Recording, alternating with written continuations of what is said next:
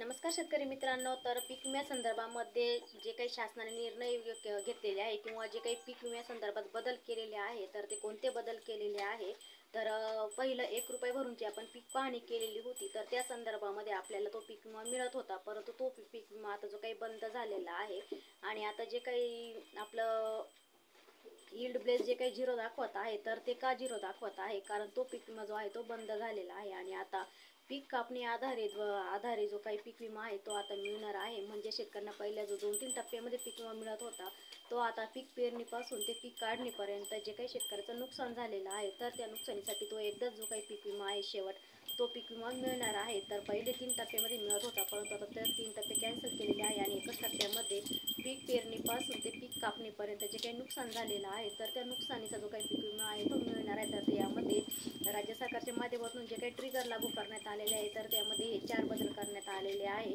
तर काय आहे सविस्तर अपडेट जाणून घेऊया आजच्या व्हिडिओच्या माध्यमातून। तर यामध्ये 22 जिल्हे पात्र करण्यात आलेले आहे।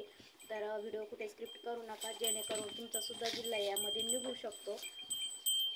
आणि जे कोणी नवीन असेल तर त्याने नक्की चॅनलला सबस्क्राईब करा आणि आपल्या शेतीविषयक नवनवीन व्हिडिओ बघा। तर शेतकरी मित्रांनो, बऱ्याच दिवसापासून पडलेल्या पावसाचा खंड आणि त्यानंतरची झालेली अतिवृष्टी यामुळे खरीप पिकाचं भरपूर असं नुकसान झालेलं आहे आणि याच नुकसानच्या पार्श्वभूमीवरती आता 22 जिल्ह्यांना नुकसान भरपाई ही एकदाच मंजूर करण्यात येणार आहे। तर यामध्ये सोयाबीन पिकाचे सर्वात मोठ्या प्रमाणावरती मागच्या वर्षी नुकसान झालेले होते, तर त्यामध्ये येलो मोलीचा प्रादुर्भाव असेल किंवा पावसाचा खंड असेल तर यामध्ये जे मुख्य पीक होतं सोयाबीन पीक याचं मोठ्या प्रमाणावरती त्या ठिकाणी उत्पादन जे आहे ते घटलेलं होतं। म्हणजे 50 ते 75% जे काही उत्पादन आहे ते सोयाबीनचं तर ते घटलेलं होतं। तर या सोयाबीन उत्पादकधारक शेतकऱ्यांना सुद्धा आता 100% जो काही पीक विमा आहे तो मिळण्याचा मार्ग हा मोकळा झालेला आहे। तर त्यापैकी यामध्ये अनेक शेतकरी गटाने प्रधानमंत्री फसल विमा योजनेअंतर्गत जे काही विमा हप्ता भरलेला होता तर त्या प्रधानमंत्री गटाने त्या शेतकऱ्यांना पीक विमा जो आहे तो मंजूर करण्यात आलेला आहे। तर आता पीक विम्याचा जो काही हप्ता आहे तो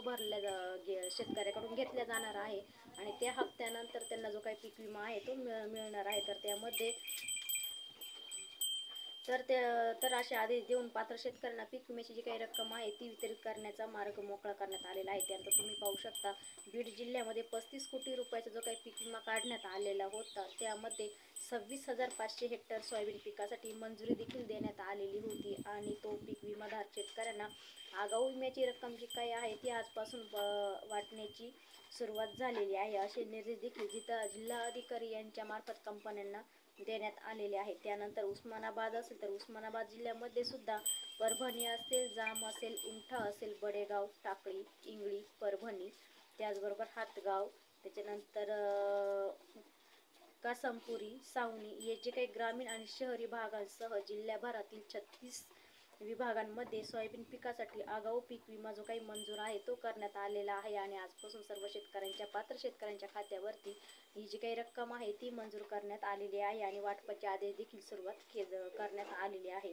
तर यामध्ये ज्या शेतकऱ्यांना पीक विम्याचा हप्ता भरलेला आहे अशा शेतकऱ्यांना जी काही अग्रिमची रक्कम आहे ही लवकरात लवकर त्यांच्या खात्यावरती म्हणजेच आजपासून जमा करण्यास सुरुवात झालेली आहे, असे निर्देश देखील जिल्हाधिकारी यांच्या माध्यमातून देण्यात आलेले आहे। आणि याचबरोबर लातूर जिल्ह्यात मनसा, ब्राह्मणी, बुद्रुकवाडी, धानोटा, ओढी, आडगाव, चारठाण, पूर्णा, कलेश्वर, चुडाव, कतलगाव, पालम, चाटोती, वसमत, वाळून, कुष्टा इत्यादी जे काही गावं आहेत त्या गावातील शेतकऱ्यांना सोयाबीन पिकाचा जो काही वाटप आहे ती वाटप सुरुवात करण्यात आलेली आहे। त्यानंतर देऊळगाव असेल, इटखेड असेल, त्याचबरोबर चिखलठाणा, नाटेगाव, मानवत, कोहळी, तापोळी, खुर्द, दाभोळगाव, गंगाखेड, त्याचबरोबर महतपुरी, मातनी, तामसगाव, पिंपळदरी, त्याच्याबरोबर सोनपेठ, आवळगाव, सेलगाव, वडगाव, त्याचबरोबर असे जे काही अनेक गाव आहेत या गावांना जे काही आपले कृषी मंत्री आहे माणिकराव कोकाटे यांच्या माध्यमातून जो काही पीक विमा आहे ती रक्कम आता शेतकऱ्याच्या खात्यावरती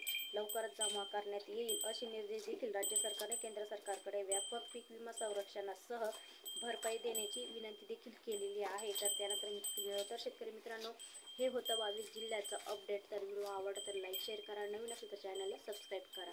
तर त्यामध्ये यील्ड बेस 0 दाखवत आहे, ह्या खूप साऱ्या कमेंट होत्या, तर या कमेंटचं उत्तर तुम्हाला मिळालेलं आहे का 1 रुपये भरून जो काही पीक विमा होता तर तो पीक विमा आता बंद झालेला आहे। तर पीक विम्याचा सविस्तर आपल्याला हप्ता भरावा लागणार आहे आणि हा हप्ता भरल्यानंतर जी काही पहिल्या 3 टप्प्यामध्ये पीक विमा हा मिळत होता परंतु आता पीक कापणीपासून ते पीक पेरणीपासून ते पीक कापणीपर्यंत जे काही शेतकऱ्यांचं नुकसान होणार आहे तर ते शेवट त्यांना तो 1 हप्ता हा दिला जाणार आहे. तर व्हिडिओ आवडला तर लाईक शेअर करा, नवीन असेल तर चॅनलला सबस्क्राईब करा. पुन्हा भेटू एका नवीन व्हिडिओ सोबत. तोपर्यंत सर्वांना